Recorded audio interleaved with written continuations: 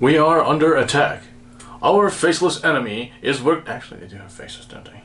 Our enemies are working day and night to ruin our passion for cars and driving. They impose speed limits. They silence our engines and they silence our exhausts. They are miserable and they won't give up until we are miserable as well. But we also have double agents in our midst. People who make their hatchbacks sound like tractors. People who buy expensive cars, put cheap tires on them, and then spend their Friday nights in parking lots of fast food restaurants or gas stations. In addition to that, we also have candy shops selling delicious candy to fat children. But then all these children do is compare the ingredients on the wrappers and see who has the fastest candy. It's time we regain consciousness of our predicament and learn friend from foe. Or we could just talk about cars. Driving Distilled is a new car and driving related YouTube channel for the classic petrolhead, a classic car enthusiast, as opposed to a classic car enthusiast.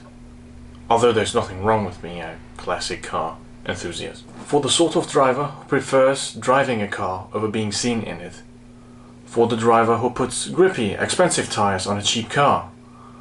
For the driver who expects one thing from their car: to be able to induce a massive smile. For James May. Now, there already are countless other YouTube channels out there that have brilliant content, and James May, and over the past few months I've enjoyed quite a lot of them. And yet, I think there's room for another one. A channel that goes beyond car crash compilations, gold digger pranks, and catching rats with car batteries. I shall not be too interested in lap records, 0 to 100 or 0 to 60 times, horsepower figures or top speeds.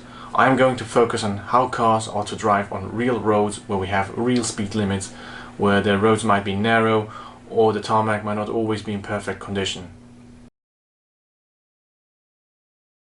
I will kick things off with my BMW E61 5 Series Touring.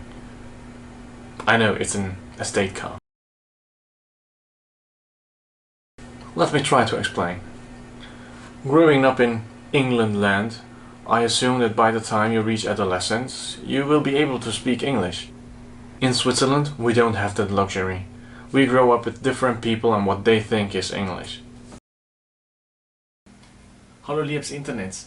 Falls du das Video lieber auf Schweizerdeutsch willst sehen, dann geh doch über zum anderen Channel, wo treffenderweise Driving Distilled CH heisst.